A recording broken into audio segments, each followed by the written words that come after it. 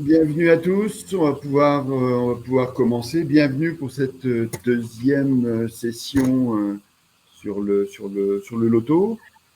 Donc, comme d'habitude, désormais on a l'habitude, mais donc on va pendant une petite heure partager avec vous nos expériences sur le logout, tagout, vous dire un peu comment notre cheminement et comment on est arrivé à ce type de prestations avec la réalité augmentée comme support.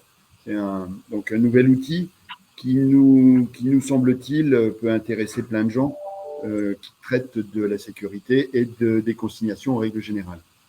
Donc, le principe du webinaire est assez simple, comme vous le connaissez tous. On va donc, pendant une première partie, vous exposer un peu le sujet. On aura des présentations. Ces présentations vous seront envoyées à l'issue du webinaire. Et on prendra un peu de temps pour répondre à vos questions. Questions que vous allez pouvoir écrire dans le chat sur le bandeau à droite de vos écrans. On a choisi un mode de webinaire dans lequel on ne pourra pas se parler. Donc, si vous voulez communiquer avec nous, il va falloir que vous nous écriviez, encore une fois, dans le chat, bandeau blanc à votre droite. N'hésitez pas à écrire ce qui vous passe par la tête, plutôt des questions d'ailleurs. Profitez de nos spécialistes qui sont à votre disposition pendant cette petite heure. Et puis, on prendra un peu de temps pour répondre et pour prendre quelques questions à l'issue des présentations. Et encore une fois, on vous renverra à la fois la présentation là, qu'on va dérouler tout de suite maintenant, et on profitera aussi on répondra à toutes vos questions et on profitera de l'envoi pour vous proposer les réponses aux questions que vous nous aurez posées. Très bien. Donc, bienvenue encore à cette deuxième session du webinaire concernant le logout tagout. Je vous présenterai rapidement d'où on parle, qui on est, qui vous avez autour du pont. Une rapide introduction aussi pourquoi le loto maintenant, qu'est-ce qui a motivé notre choix. On vous présentera la réalité augmentée, qui est un des outils super puissants pour nous faciliter la tâche sur la partie consignation et les logout tagout. Et on vous montrera à travers les univers des simulateurs qu'on vous proposera. Vous pourrez jeter un œil en direct sur les différents univers qu'on vous a préparés. Guillaume, s'il te plaît. Donc, autour de la table, autour du pont, on a Benjamin Levasseur qui est notre spécialiste. Salut Benjamin, qui lui a une expérience dans toute la sécurité industrielle et qui est notre spécialiste sur le logout tagout, qui s'occupe tout particulièrement de formation sur les process industriels. Il y a Florent Desbert qui sera avec nous aussi, qui lui est le patron de la formation sur Bonjour à tous. Salut Florent. Et on a, si tout va bien dans l'ordre d'apparition à l'écran, on a Guillaume Laurent, qui est notre patron de... Ah non, on a Eric. Ah, Guillaume, voilà. Salut, bonjour à tous. Qui est le patron des métiers de la formation à Bureau Veritas, tout particulièrement en France. Et enfin, Eric Zouari, qui est le patron commercial de notre partenaire de Sénart, qui va vous montrer, et avec lui, qu'on a développé des solutions et les univers que j'évoquais tout à l'heure sur la réalité augmentée, qui nous paraissent un des outils les plus adéquats, les plus adaptés au sujet pour traiter du loto.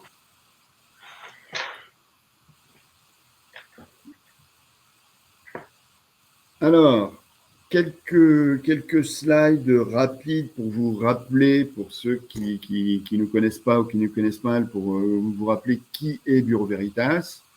Donc, Bureau Veritas, on est une société qu'on appelait avant un bureau de contrôle, mais désormais, on est une société qui est business to society avec une volonté, un motto qui est celui d'accompagner nos clients dans leurs projets pour contribuer à transformer le monde dans lequel on vit. Alors, rien que ça, mais à travers ça, ça veut dire qu'on va utiliser nos métiers de business de base, qui sont tous tournés autour de la RSE en règle générale, du QHSE en particulier, et toutes nos équipes, tous nos ingénieurs, tous nos techniciens travaillent sur ces thèmes-là pour vous aider, pour aider nos clients à maîtriser mieux leurs projets, à être inventifs, à être ambitieux, à être innovants. Et nous, on va les aider à maîtriser l'ensemble des risques qui tournent autour du projet, que ce soit des risques d'atteinte des impacts environnementaux, donc d'atteinte à l'environnement, ou des risques liés à la sécurité, ou à la qualité, ou à la fiabilité. C'est donc notre credo partout dans le monde. On est donc un tiers de confiance à ce titre-là sur tous les sujets et sur tous les continents. On est donc une entreprise qui est une multinationale française. Notre chiffre d'affaires, c'est à peu près, c'était en 2021, à peu près 5 milliards d'euros. On a 80 000 collaborateurs partout, sur tous les continents. On est plutôt bien implanté partout dans le monde. On a plus de 400 000 clients et puis, bien entendu, des implantations qui nous permettent d'opérer, beaucoup de laboratoires, de bureaux, d'équipements sur tous les continents. Et dans plus de 140 pays, et on n'est pas peu fiers d'être parmi les multinationales françaises les mieux implantées à l'étranger. Depuis quelques années, on se présente désormais nos prestations en tout cas tournent autour de ce qu'on appelle la Green Line, donc la ligne verte. Et comme je vous le disais tout à l'heure concernant nos équipes, nos ingénieurs et les équipes de production, nos métiers, dès lors qu'un jeune embauché intègre des équipes de Bureau Veritas, il sait qu'il va travailler autour du QHSE, donc il va s'inscrire directement dans la ligne verte, partout dans le monde, que ce soit en Chine, aux États-Unis, en Afrique et bien entendu en France.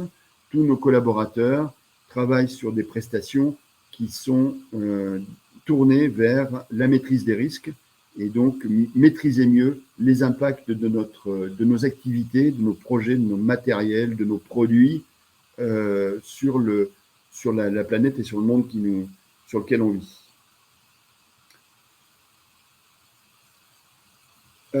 Quelques mots d'introduction avant de passer la parole à nos spécialistes.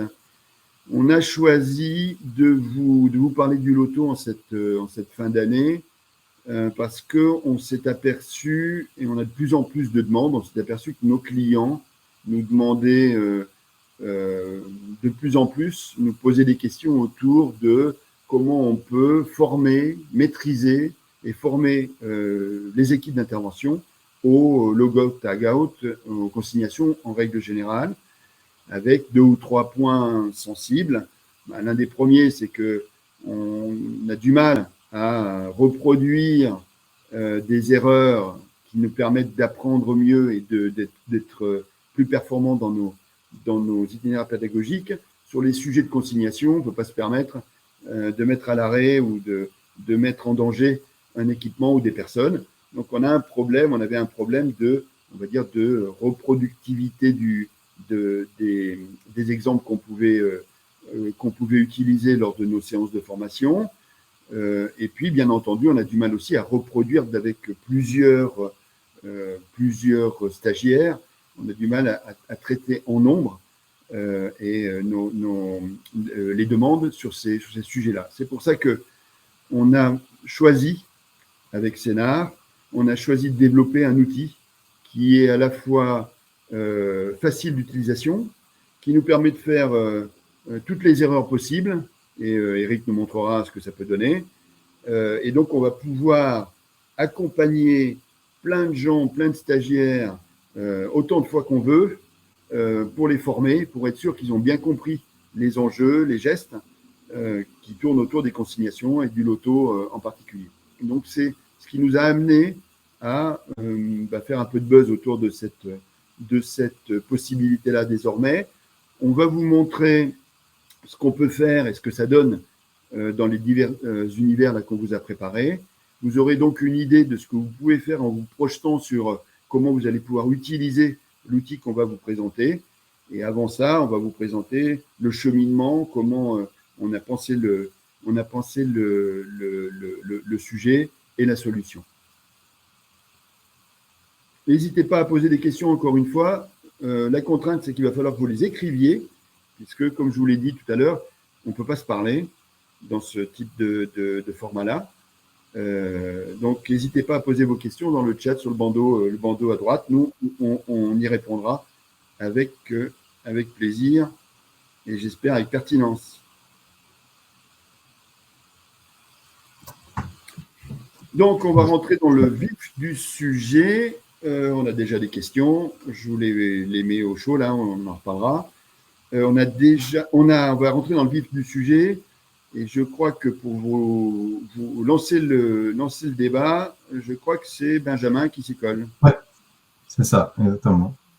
Donc, je vais prendre le relais, Luc. Alors, effectivement, en fait, pour vous expliquer un peu l'objectif du loto, on va commencer par une des bases, c'est l'accidentologie sur nos entreprises, sur nos industries, où en fait, il a été constaté qu'on a 17% des accidents qui sont liés à des opérations de maintenance. Alors, attention, cette stat, quand on dit opération de maintenance, en gros, c'est plus des stats d'opérations qui sont hors production. Donc, on rentre tout ce qui est réglage ou du nettoyage qui peut rentrer dans ce terme-là. C'est pas uniquement la maintenance comme on l'entend dans l'industrie.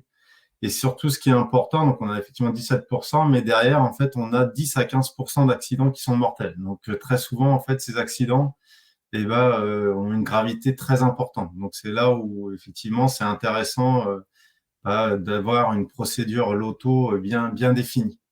Alors, pour continuer, en fait, dans ces accidents, on a une stat aussi, c'est concernant, on revient un petit peu en arrière pour l'instant, on a effectivement à peu près 40% de ces accidents qui sont dus à des erreurs ou un manque de consignation.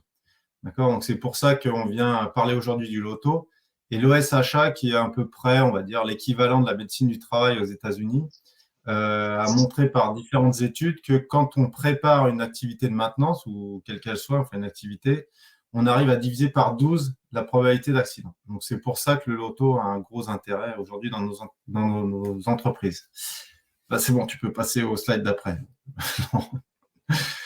Alors, du coup, pour l'OSHA, en fait, c'est pour ça qu'on en parle assez souvent et c'est pour ça qu'on parle de l'auto, donc lockout, tag-out, puisque, en fait, c'est une norme américaine et c'est elle qui fait référence sur le domaine de la consignation et de déconsignation. Donc, elle est très souvent utilisée, en fait, même en France, en tant que référence. Et alors, ce qu'il ne faut pas oublier, c'est qu'effectivement, le loto, ce n'est pas seulement la consignation électrique comme on la connaît chez nous, qui est très bien cadrée avec la NFC 18510. On a aussi en fait tout ce qui va être consignation des autres énergies, donc aussi bien fluidique que mécanique. Donc c'est ça qu'il faut garder en tête, c'est que là, le loto vient traiter de toutes les énergies présentes sur les équipements et comment on va faire pour faire une consignation ou une déconsignation. Petit slide d'après. Laurent, s'il te plaît. Ouais, voilà. Du coup, en France, pour mettre en place une procédure loto, on a quelques références à utiliser, donc qui sont un guide INRS, là, le 6109. Alors, c'est un guide, c'est seulement des préconisations faites par l'INRS, donc il n'y a pas du tout d'obligation. Là, c'est juste, voilà, ça vient décrire comment faire de la consignation et des consignations, on va dire, correctement.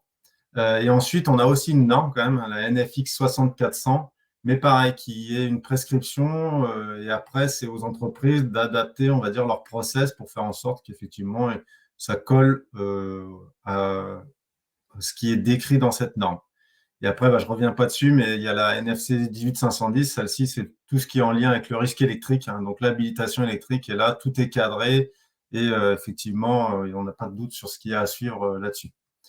Donc, ce qui est important, en fait, ce qui ressort de ces trois guides-là, ou de ces trois normes, 2 normes et un guide, on a en fait 4 étapes qui ressortent à chaque coup. En fait, la première, on va toujours passer, avant de faire une intervention, à définir comment on va la faire, hein, donc le mode opératoire, et ensuite de vérifier les risques qui sont inhérents à cette opération. Derrière la deuxième étape, évidemment, une fois qu'on a analysé nos risques et comment on va faire, on va essayer de faire en sorte de les éliminer. Et après, là, ce qui nous intéresse un peu plus, c'est troisième partie et quatrième partie, hein, qui sont en fait de former le personnel et de mettre à disposition les moyens nécessaires en fait, hein, pour faire le travail. Donc là, on voit en fait, hein, que les normes et les guides s'attachent à ce qu'on s'assure que le personnel soit correctement formé justement vis-à-vis des risques qu'ils vont rencontrer. Donc, c'est pour ça que là, on vous parle aujourd'hui de la formation de l'auto.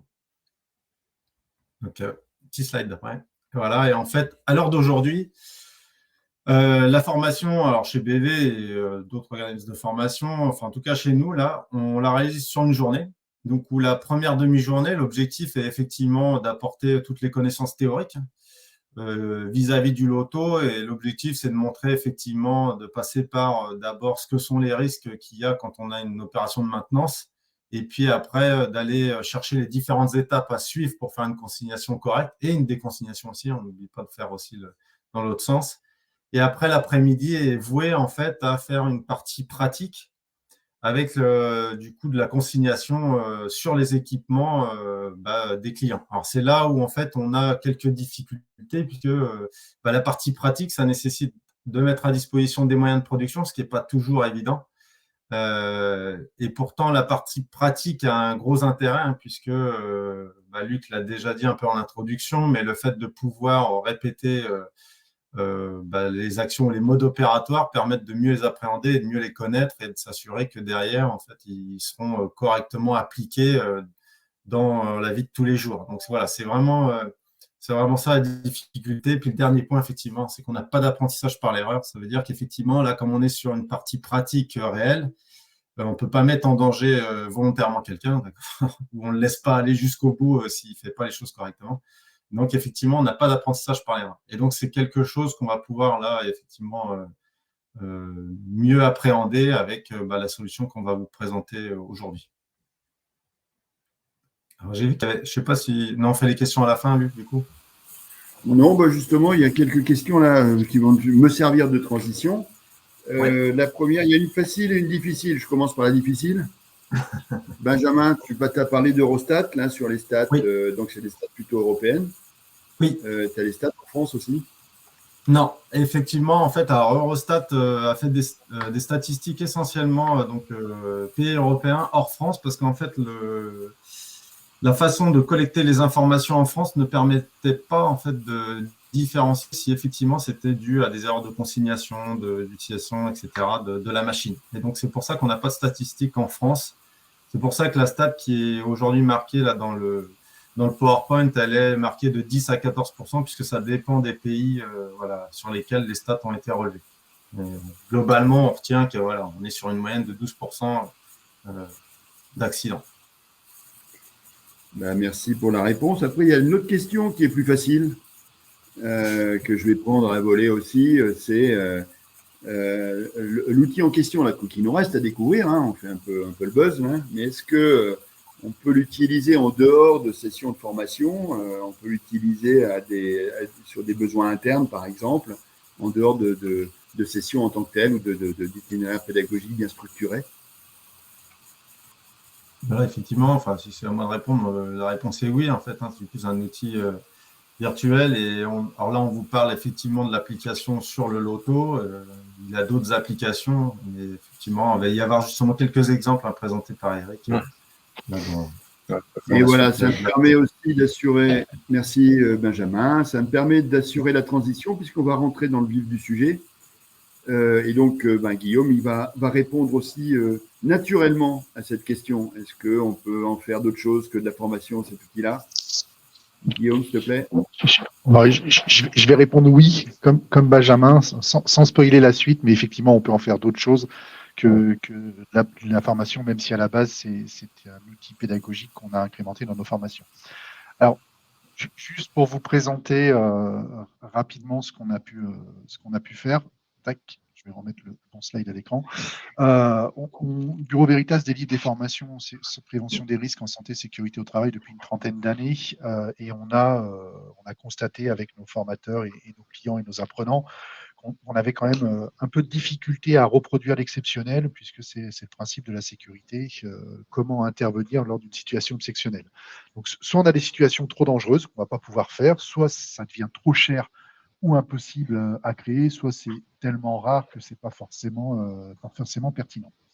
Donc, on avait tous ces éléments-là et c'est ce qui nous a amené à réfléchir sur l'amélioration potentielle de nos formations. Et je vais vous donner un exemple de ce qu'on a fait tout simplement sur la partie habilitation électrique. Puisqu'on travaille avec un plan d'amélioration continue sur toutes nos formations et on est venu à la réalité augmentée avec notre partenaire Sénar à cause ou grâce à l'habilitation électrique. Donc en 2012, on a la fameuse norme au nom barbare que Benjamin a évoqué tout à l'heure, la NFC 510 qui est arrivée.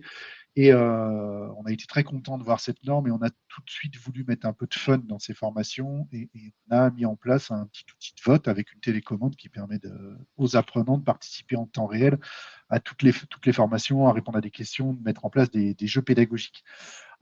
En 2013, on a commencé à mettre en place des platines pédagogiques transportables facilement, notamment sur les niveaux basse tension, puisque la demande de nos clients, c'était principalement d'animer ces formations dans leurs locaux pour éviter les déplacements et autres, etc. En 2013, on a vu les premiers modules e-learning arriver également, puisqu'on a une partie théorique et une partie pratique, qui est le fondement de beaucoup de formations en prévention des risques. Ça nous permettait de gagner du temps sur la partie théorique et d'avoir des apprenants avec un certain niveau lorsqu'on rentre en salle avec le formateur. En 2018, on a commencé à travailler sur ce qu'on appelle l'adaptive learning avec des parcours optimisés et individualisés, donc en fonction du niveau de connaissance des participants, que ce soit en présentiel ou en e-learning. On a des parcours de formation qui vont pouvoir s'adapter pour éviter de traiter de la même façon quelqu'un qui est un pur débutant que quelqu'un qui a déjà une certaine expérience sur le sujet. Et on est arrivé à ce moment-là où on arrivait à réduire la partie théorique au profit de la partie pratique. Et là, tous nos formateurs et tous nos apprenants nous ont dit maintenant, ce qu'on veut, c'est plus de pratique. Donc, la solution la plus naturelle, c'était d'augmenter les équipements. Mais vous vous doutez bien que mettre 10 armoires électriques dans une salle, c'est compliqué, ça coûte cher, il faut de la place. Et c'est encore plus compliqué à transporter chez nos clients lorsqu'ils nous demandent d'intervenir en entrant dans leurs locaux. Donc, on est venu assez naturellement aux technologies immersives, avec la plus connue qui est la réalité virtuelle. La réalité virtuelle, on l'a testée et on en fait toujours, pour rien vous cacher, mais sur des thématiques comme le loto ou l'habilitation électrique, on est parti sur une autre techno qui est la réalité augmentée. Tout simplement parce que c'est beaucoup plus facile à mettre en œuvre et à transporter. Je vais vous donner un mot à la mode, un buzzword, c'est scalable. Et Eric, tu peux nous en dire un petit peu plus sur l'AR mobile ? Yes.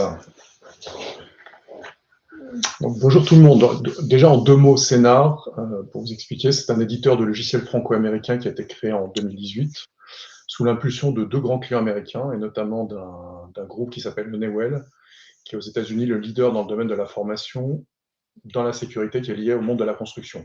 On va parler des lingues, d'analyse, d'inspection des harnais, etc.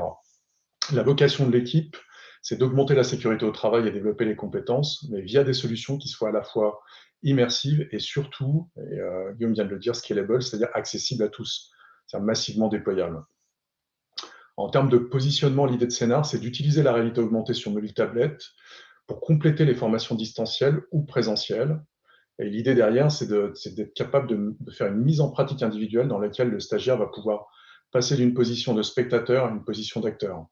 En fait, le simulateur va lui permettre de pratiquer avec un équipement virtuel directement dans le cadre d'une ou plusieurs missions, un peu comme les pilotes d'avion qui apprennent à piloter un Boeing ou un Cessna, etc.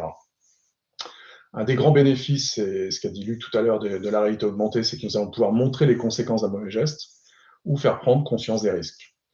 Et juste pour finir, et ça répond à une des questions qui était posée en termes de positionnement, c'est au-delà du complément à une formation qui pourrait être présentielle ou distancielle, où on va apporter de la mise en pratique, c'est aussi une réflexion qu'on a avec Guillaume, c'est aussi une solution très intéressante pour faire notamment ce qu'on appelle des piqûres de rappel tout au long de l'année, pour certains collaborateurs, notamment dans le cadre du lockout et tagout. Alors, on parle de réalité augmentée sur mobile. Pourquoi mobile? Alors, nous n'en sommes pas tous conscients, mais aujourd'hui, le mobile, alors quand on parle de mobile, on parle de téléphone, mais on parle de tablette aussi. C'est un parc qui est déjà massivement disponible sans aucun investissement. Aujourd'hui, nos téléphones portables et nos tablettes sont compatibles à hauteur de 80% avec la réalité augmentée. Et d'ailleurs, vous pourrez en faire vous-même le test à la fin de la réunion, puisqu'on vous proposera de télécharger Scénar, de télécharger des simulateurs de démonstration pour pouvoir le tester directement dans votre environnement. Ce qui est très intéressant, c'est que je n'ai pas besoin de vous former sur votre mobile, à l'instar d'un casque en fait, ou d'autres technologies qui peuvent être un peu plus complexes à prendre en main. La prise en main elle est immédiate, parce que vous allez faire une fois que vous avez téléchargé un simulateur, enfin un Scénar, et que vous avez téléchargé un simulateur, vous allez le lancer et vous allez l'ancrer directement dans votre bureau, dans votre salon ou dans le jardin. Et après, vous n'avez plus qu'à suivre les instructions comme dans un simulateur de vol en fait.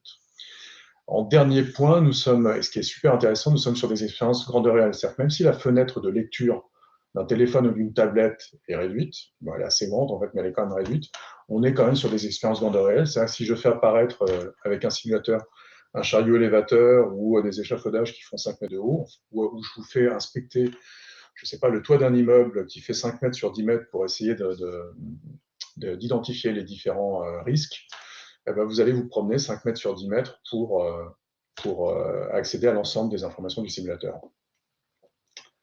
Voilà. Slide suivant. Alors, en 2 mots, en fait, la plateforme, quand on parle de plateforme, c'est d'abord un atelier de paramétrage avec alors des mots un peu complexes comme des API ou des templates qui sont dédiés au monde de la sécurité. En fait, notre quotidien, quand on est sur la plateforme Scénar au niveau des ateliers de paramétrage, c'est des choix d'équipements de protection individuelle, des inspections d'objets simples ou d'objets complexes, inspection d'un lieu, comme pour une chasse au risque, ou de processus plus ou moins complexes, comme le processus de consignation des consignations.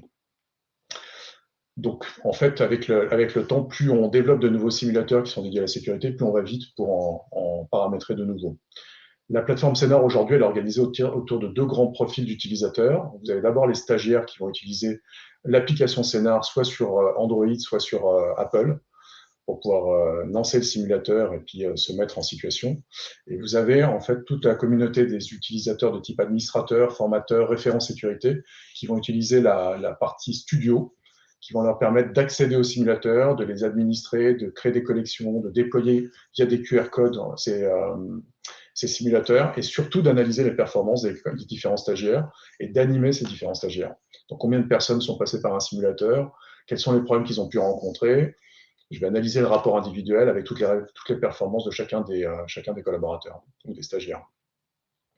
Quelques exemples avant de te repasser la main, Guillaume. Donc là, vous voyez, on est dans un exercice en fait de chargement. C'est dans le cadre des simulateurs sur les élingues. L'environnement, que vous voyez derrière sur la photo de droite, est réel. La voiture blanche est réelle. Tout le reste, c'est de la simulation qui vient se superposer à votre environnement. Donc, comment ça s'appelle, la grue, les tubes, les élingues, les barrières de sécurité. Et dans le cadre de l'exercice, si la charge est mal arrimée ou si elle est mal centrée, on va avoir un déséquilibre et ça va partir en accident. Et vous allez voir, les barrières de sécurité vont être poussées dans un grand fracas avec du son, avec du bruit. On va jusqu'à déclencher un nuage de poussière qui va se superposer à la réalité. L'idée, c'est de vraiment impressionner l'utilisateur et lui montrer les conséquences du mauvais geste. Autre type d'exemple. Donc, 3 autres types. Alors, le premier, c'est un exercice de lockout tagout avec un court-circuit. Le deuxième, et je vous inviterai à le télécharger, vous l'aurez dans les jeux de démonstration, c'est une usine de gaz ammoniac. Alors, c'est intéressant parce que c'est à la fin d'un exercice de confinement. Vous rentrez dans l'usine, on vous demande de vous promener dans cette usine et de repérer à l'oreille une fuite de gaz. Plus vous vous rapprochez de la fuite, plus le son s'amplifie. Et à un moment donné, vous l'avez en visuel. Donc, manette de gauche, vous gagnez 10 points et manette de droite, vous faites sauter l'usine. On a modifié cette application pour justement donner une illustration de ce qu'on pourrait faire en lockout tagout. C'est-à-dire que si vous avez la chance de ne pas faire sauter l'usine, vous allez avoir un petit exercice juste après qui vous demande de consigner la manette qui a permis de réduire la fuite.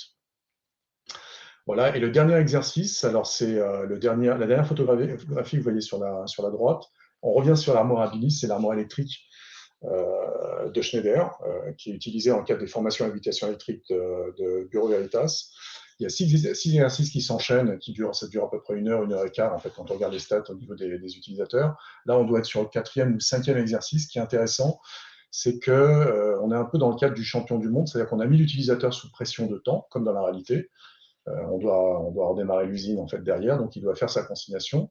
Il a bien fait son choix d'équipement de protection individuelle, il a bien fait son analyse de risque, il est en pleine consignation. Si, pour gagner 2-3 minutes d'un temps précieux, puisqu'il est sous pression, il ne protège pas son champ opératoire, ça doit être un champion du monde.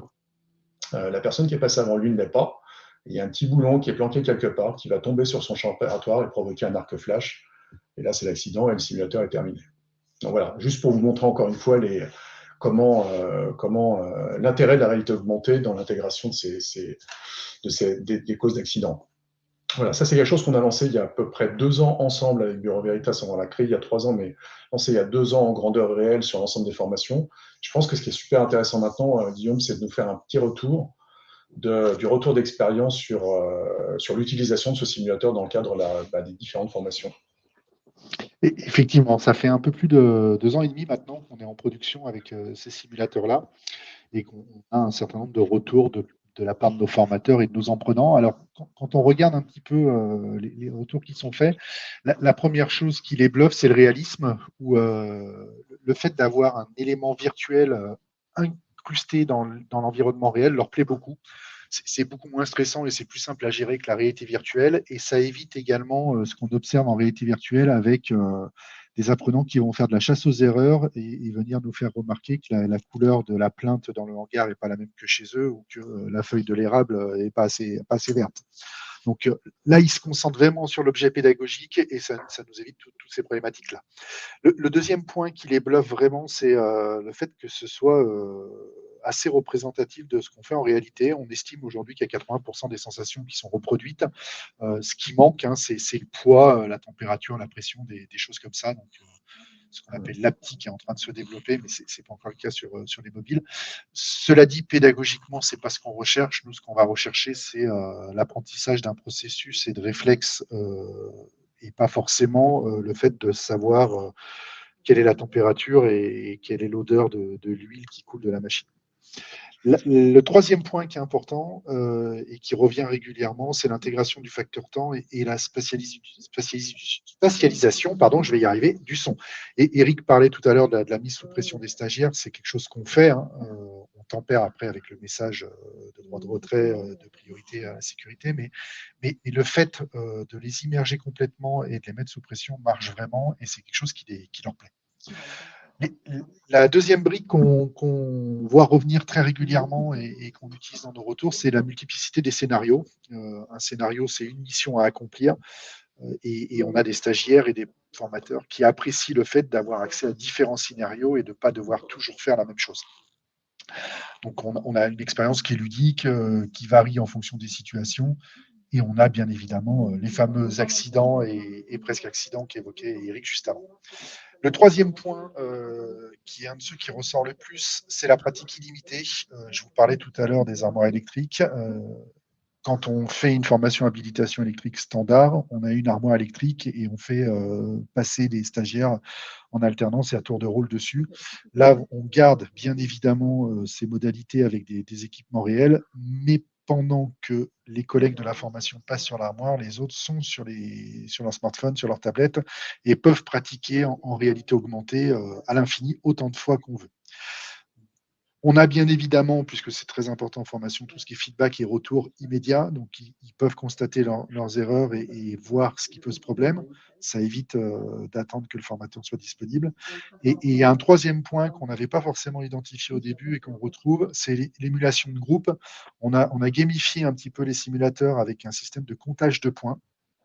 Et vous avez aujourd'hui des stagiaires qui refont volontairement les exercices pour améliorer leur score et puis pour faire plus que le copain d'à côté. Et on sait que la répétition en formation, c'est un absolu.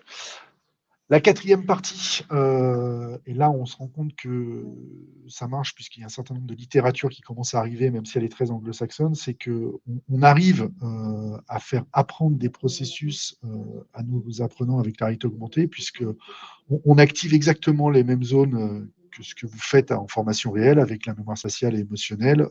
L'émotionnel, c'est principalement les accidents, hein. On a l'effet waouh qui intervient lorsqu'il y a un premier accident qui se déclenche sur un simulateur. Le deuxième point pardon, qui revient très régulièrement, c'est le fait de voir ce qui se passe quand on se trompe. C'est quelque chose qui nous est assez souvent reproché, mais Benjamin le disait tout à l'heure, on ne peut pas les mettre volontairement en danger. Donc c'est régulièrement évoqué par les stagiaires lorsqu'on les fait intervenir sur des équipements de travail en production ou autre, c'est le fait de ne pas pouvoir constater ou aller au bout de l'expérience. En réalité augmentée, il n'y a aucun problème pour le faire. Le dernier point, c'est la mesure des progrès. Je vous ai parlé du score tout à l'heure. On a un formateur qui, avec la plateforme que vous a présentée Eric précédemment, a accès à toutes les informations, peut voir exactement à quel endroit s'est trompé un stagiaire, quelle étape il a réussi, etc. etc. Donc pédagogiquement, c'est super précieux puisqu'il va pouvoir reprendre les éléments qui posent problème. Donc tous nos scénarios sont découpés en plusieurs séquences avec prise de connaissance de la mission, choix des EPI et du matériel, analyse de risque, intervention, etc. Donc il va savoir très vite quel est le problème. Est-ce que c'est l'analyse de risque qui pose problème? Est-ce que c'est le déroulement de l'opération de consignation, etc., etc. Et puis, on a rajouté un dernier retour parce que ça, c'est plutôt nos clients qui sont venus nous le dire. Ce qui est très apprécié, c'est la souplesse. On a la possibilité de se former en dehors d'une session de formation puisque le simulateur reste disponible sur un smartphone. Donc, ça répond en partie à une des questions précédentes. On a des apprenants qui sont totalement autonomes. Il y a quelque chose qui est super intéressant en réalité augmentée lorsqu'on travaille sur son smartphone ou sa propre tablette, c'est qu'on n'a pas besoin d'apprendre pour apprendre. Mettre un casque de réalité virtuelle ou utiliser un ordinateur portable ou autre pour faire un serious game, quand on n'a pas l'habitude, c'est pas si facile que ça. Et notamment le casque de VR, il faut apprendre à l'utiliser. C'est aussi le cas pour le formateur. Là, quasiment tout le monde sait utiliser un smartphone et ça démarre très très vite. Et puis le dernier point, c'est que contrairement à des équipements pédagogiques réels ou des équipements de production, on a une empreinte carbone qui est quasiment neutre puisqu'on ne va pas consommer de ressources énergétiques pour faire fonctionner la machine. Donc là, vous avez sous les yeux le bilan qu'on a après 2 ans et demi d'utilisation chez Bureau Veritas, un bilan qui pour nous est très positif et qui nous emmène évidemment sur d'autres simulateurs. Eric, est-ce que tu peux nous en dire un petit peu plus sur les autres simulateurs disponibles, s'il te plaît? Alors actuellement, en fait, nous avons 8 collections. On a 2 façons de travailler. On travaille soit avec des collections de simulateurs qui sont disponibles sur étagère, soit nous sommes capables de faire des simulateurs directement sur mesure. Et on va voir qu'il y a le loto en fait est entre les deux. Alors je ne vais pas rentrer dans le détail de chacune de ces collections. Elles sont toutes disponibles de manière très détaillée sur le site de Cénar. Vous allez sur cénar.io, pas tout de suite après la réunion. Je vais en détailler juste 2 rapidement. La première, c'est la collection des simulateurs sur les élingues. Donc là, vous avez accès à 3 simulateurs pour les élinglages. C'est une des premières nous avions construit avec notamment Honeywell, dont je vous ai parlé en introduction. Ce qui est intéressant, vous voyez sur la photographie en haut à gauche, c'est un bon exemple de ce qu'on peut faire en réalité augmentée. Vous imaginez en fait ce qu'on fait apparaître directement devant le stagiaire, c'est un rack avec quasiment 1,5 tonne de matériel, des élingues. Ça va être un peu compliqué pour un formateur de se promener avec ça dans sa mallette. Et c'est des élingues qui ont potentiellement tous les défauts du monde. Ça, c'est un deuxième sujet. C'est que nous pouvons faire apparaître en réalité augmentée des objets complexes qui ont tous les défauts du monde. Si je n'ai pas besoin de conserver de côté des objets de ce type-là, c'est assez simple à faire. Le deuxième collection, sur lequel je voulais zoomer, c'était la consignation, justement, la collection Lockout-Tagout. Alors là, c'est un peu particulier, en fait, d'ailleurs avec l'équipe et avec Guillaume, on s'était posé la question au départ de créer des simulateurs sur étagère pour le Lockout-Tagout, et on s'est rendu compte que ce n'était pas tout à fait adapté aux attentes des entreprises, de nos clients et des formations en manière générale, parce qu'on est sur des modèles et des process qui sont à adapter pour chaque entreprise, autant sur le nombre de sources, sur le nombre d'intervenants, voire des fois des normes internes de l'entreprise. Donc, on est plutôt sur ce qu'on appelle de On n'est pas sur du sur-mesure, on n'est pas sur du prêt-à-porter, on est sur de la demi-mesure. On va très vite pour fabriquer un nouveau simulateur dans le domaine du lockout-tagout parce qu'on a tous les ustensiles de côté pour les cadenas, les mallettes, etc. pour pouvoir le faire et on comprend et on maîtrise parfaitement ce processus aujourd'hui.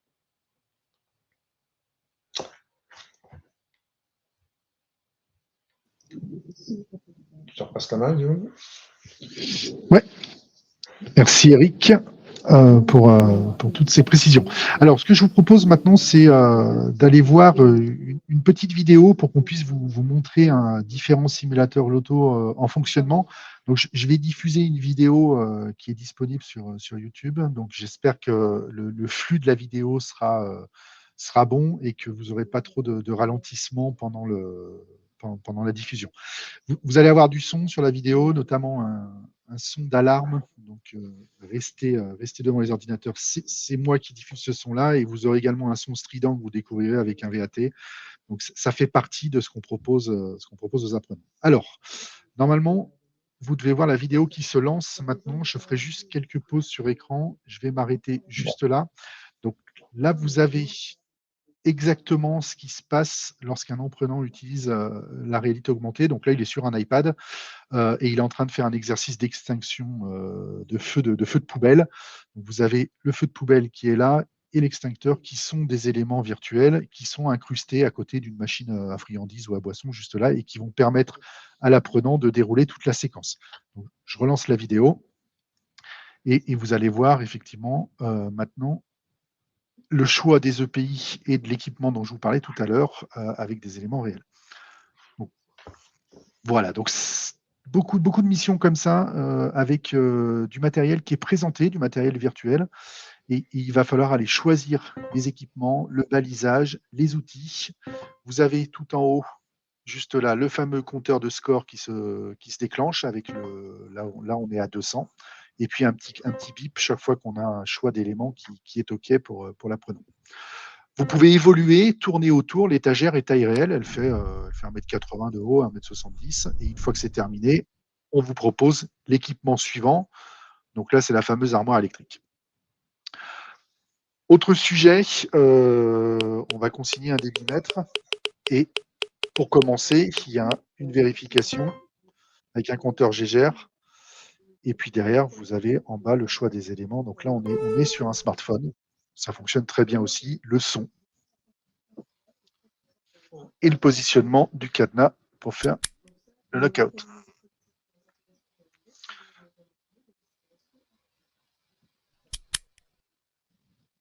Voilà. Si on va un petit peu plus loin, puisqu'on a des clients qui nous ont emmenés là-dessus, il n'y a aucun problème pour faire de la multi-consignation avec les lockbox. Donc là, on est sur une salle de commande moteur avec des questions. Les éléments. Donc là, vous avez quelque chose qui est en anglais. C'est assez facile d'avoir du multilangue sur les simulateurs, hein, puisque ça dépend principalement du système d'exploitation du smartphone. Donc, aucun problème. Je le laisse finir. Aucun problème pour traduire ça dans des langues différentes. Donc, la fameuse box où on va venir déposer et récupérer les cadenas. Et là, vous avez tout le process qui se déclenche. Donc, le stagiaire, l'apprenant, hein, positionne le cadenas avec un simple mouvement de doigt sur l'écran de son smartphone ou de sa tablette et déclenche les activités les unes après les autres. C'est ultra simple et très intuitif. Vous pourrez essayer, bien évidemment, puisqu'on mettra les applications à disposition après. Voilà, je le laisse terminer tranquillement son opération. Le feedback qu'on évoquait tout à l'heure. Donc là, il a tout bon. C'est 1300 points. Et on va quand même lui poser quelques petites questions pour pouvoir terminer l'exercice et vérifier que tout est bien acquis par l'apprenant.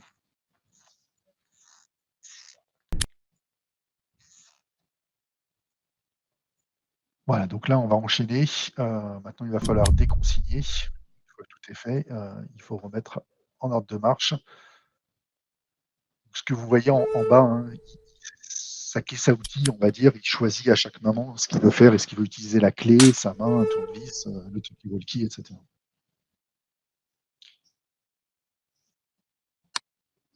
À nouveau le feedback. Et là, on a un apprenant plutôt performant sur le sujet. Je vais le laisser terminer la petite vidéo. J'espère que Motion number 1 is back online. c'est bien visible. Voilà, donc les points et le feedback complet. Là, on a un exercice qui est un petit peu plus compliqué, qui est spécifique à l'habitation électrique. Là, il vient de couper le disjoncteur, vous l'avez entendu et vu, et on va lui demander de faire une vérification d'absence de tension. Donc, il va d'abord faire sa consignation, venir retirer la plaque en plexiglas, et puis après, avec les bornes, il va aller vérifier que tout est OK. Donc, il teste d'abord le VAT, qui marche. C'est pas un son très agréable, mais c'est fait pour. Et il va maintenant pouvoir aller faire sa vérification sur les différents éléments à checker. Donc là, on est sur des gestes qui sont un petit peu plus techniques, qui à mon sens sont compliqués à mettre en œuvre si on n'a pas été formé précédemment. Donc on utilise ce simulateur à l'intérieur de la formation préparatoire à l'habilitation électrique et en reminder derrière sur des recyclages ou des vérifications annuelles de compétences, plutôt qu'en formation initiale. Voilà, je vais le laisser terminer. L'opération est finie. On vérifie que le VAT fonctionne toujours. On est vraiment sur des processus à respecter qui sont cadrés. Et tout est OK. On va pouvoir aller resserrer son jeu de barre.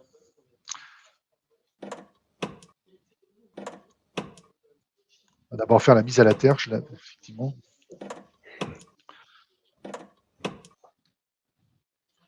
Donc vous êtes exactement sur les mêmes exercices que ce qu'on fait sur des armoires réelles.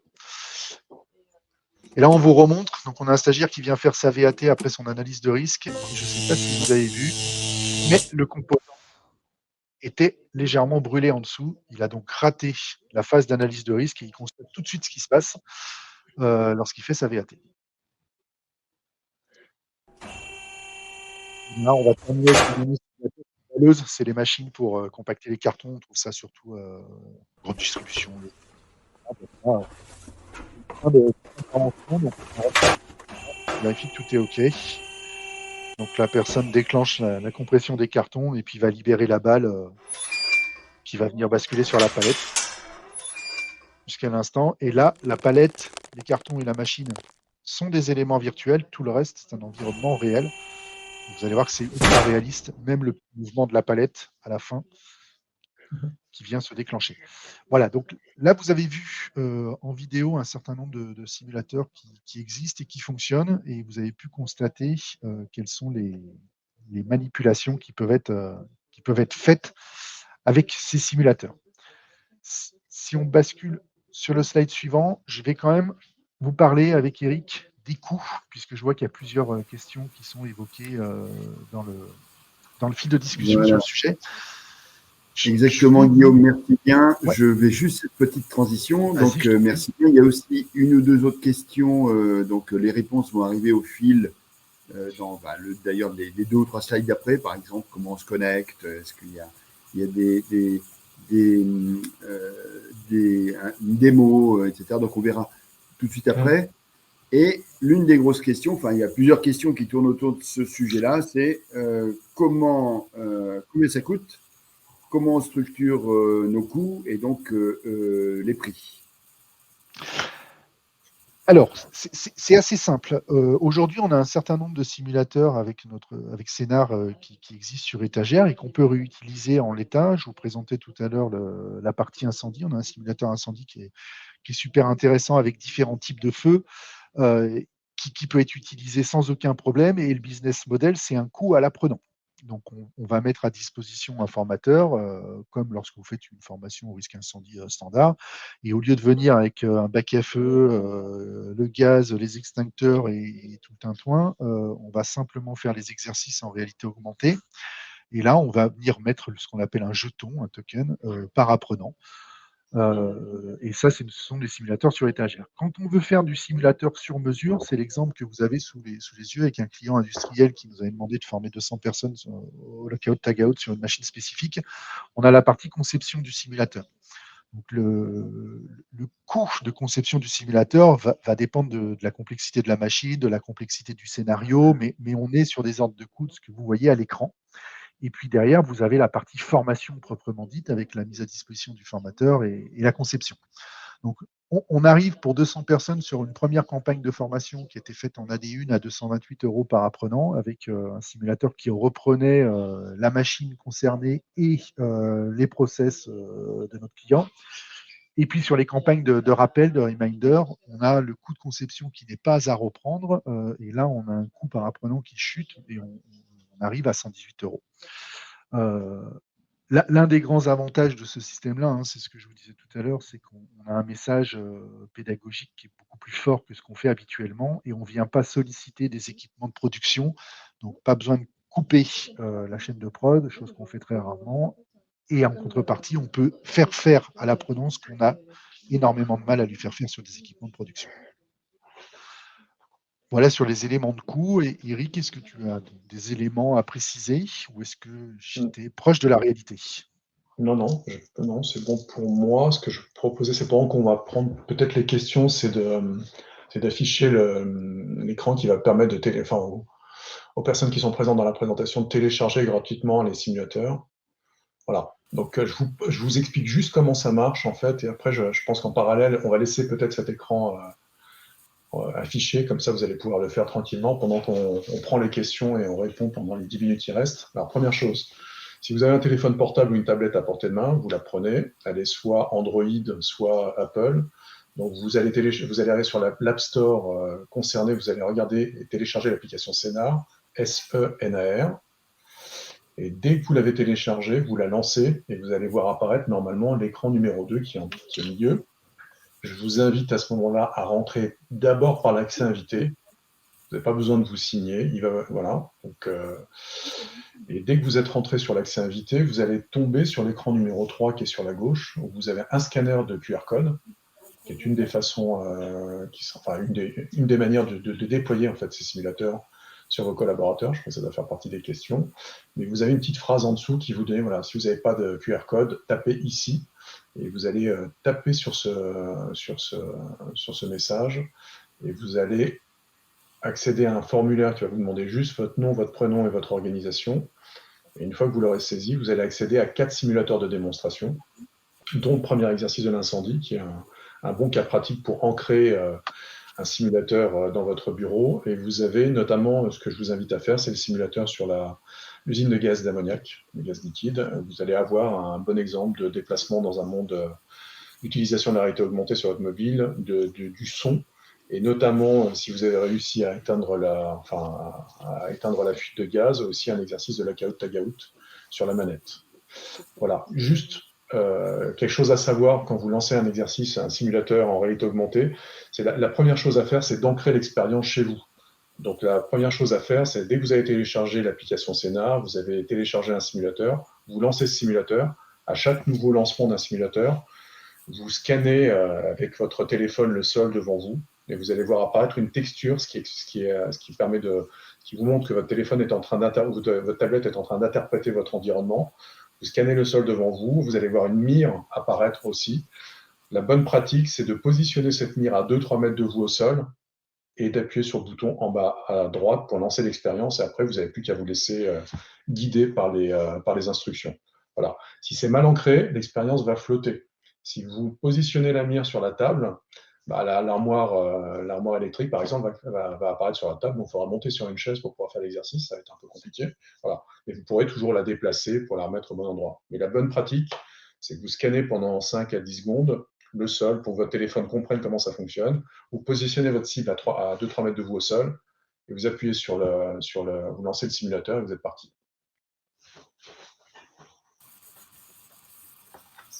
C'est bon pour moi, je pense, Luc, on peut peut-être prendre des questions. On laisse cet Eric. Ouais, merci bien, Eric, c'était super clair. On peut prendre pendant les quelques minutes qui nous restent, on va prendre quelques questions et on va commencer par une des questions qui est récurrente. Je pense que c'est plutôt pour toi, Eric, c'est est-ce qu'on peut adapter les environnements à une réalité des procédures d'entreprise et puis pendant que tu y es, comment ça pourrait se passer, c'est-à-dire comment je peux adapter ces univers à mes procédures ou à ma doctrine d'entreprise, et puis pourquoi pas avoir un environnement qui ressemble à ce que je vis tous les jours dans mon environnement de travail. Oui, tout à fait. Bah, la réponse est oui, hein, c'est ce qu'on a dit tout à l'heure, et notamment c'est ce qu'on a appris avec le lockout-tagout, c'est il faut personnaliser si on veut avoir des formations pertinentes en nombre de sources, mais même en termes de process d'entreprise. Après, comment on capture ces informations, c'est souvent par une visite de votre site. Ce qu'on avait fait en fait avec Guillaume pour comprendre comment marchait l'habitation électrique, on avait assisté à des formations, on avait filmé même ces formations, on avait filmé l'armoire, on avait regardé comment un instructeur travaillait, et c'est ce qui nous a permis en fait derrière de reproduire avec pas mal de réflexions sur la pédagogie, en fait, la manière, enfin toute la partie cinématique en fait. Donc voilà. Après, ça peut se faire. Des fois, ça se fait à distance. On l'a fait avec l'école Schneider. En fait, on a beaucoup travaillé sur des vidéos, ou alors on assistait nous-mêmes, comme je le fais là maintenant avec un Teams ou avec du Zoom. On assistait en fait à des formations à distance qui nous permettaient de reproduire les gestes. Donc il y a plein de méthodes qui nous permettent maintenant d'aller assez vite pour adapter nos simulateurs et intégrer à la fois des espaces, des environnements, ou adapter les objets complexes sur lesquels on veut faire les formations. Une des questions, Eric, s'il te plaît, comme ça tu gardes le micro, mais de quoi on a besoin en fait? Qu'est-ce que pour que ça marche, un simple smartphone suffit, ou c'est quoi les précautions à prendre pour que le truc marche de façon optimale? De quoi ont besoin les apprenants, les stagiaires? Bah, juste un téléphone ou une tablette, c'est vraiment ce qu'il y a de plus simple, et c'est pour ça qu'on demande à le tester, parce que ça paraît, des fois ça paraît un peu incroyable. Ce qui est très Donc, en fait, intéressant d'ailleurs, c'est si je qu'une fois sors que je sors mon smartphone perso, j'ai pas de télécharge, problème, le truc va marcher vachement bien. exactement, perso, professionnel, tablette, voilà. Après, ce qui est intéressant, c'est on a juste besoin d'Internet en Wi-Fi ou en 4G pour télécharger Scénar et télécharger un simulateur. Après, ça fonctionne sans Internet. Ce qui fait que des groupes comme Schneider, par exemple, la fondation, on est en train de travailler avec la fondation pour envoyer des simulateurs qui vont permettre de former à l'électricité dans les pays en voie de développement. Bah, c'est du tout-terrain. C'est-à-dire qu'une fois que vous avez téléchargé, vous travaillez uniquement sur votre téléphone. L'application va juste chercher à se reconnecter de temps en temps pour renvoyer des statistiques, ce qui va permettre après aux référents sécurité ou aux formateurs de faire de l'animation. Donc c'est très simple, mais encore une fois, je le dis, et on vous met à disposition des simulateurs pour que vous puissiez le faire par vous-même. Vous allez voir que c'est extrêmement facile à télécharger. Et après, par contre, pour déployer ces simulateurs, c'est-à-dire que vous avez accès à des collections, des simulateurs, vous pouvez les regrouper sous forme de collection. Et vous allez générer un simple QR code que je pourrais afficher maintenant à l'écran. Et ce QR code, juste en scannant avec l'application Scénar, me donnerait accès à tous les simulateurs dont j'ai besoin pour faire mes formations. Par exemple, dans le domaine du tertiaire, ce qui va nous intéresser, c'est plutôt l'incendie, l'évacuation, les gestes de premier secours. Alors que dans l'industrie, on va avoir du loto, on peut avoir d'autres sujets. Je vais le retravailler par communauté. Donc, déploiement au plus simple, un QR code, et c'est parti. Merci Eric, il nous reste quelques secondes, on va peut-être passer sur la partie plus formation en tant que telle. On a une question qui est à la fois simple à écrire mais compliquée sur la réponse, en tout cas ça peut être long.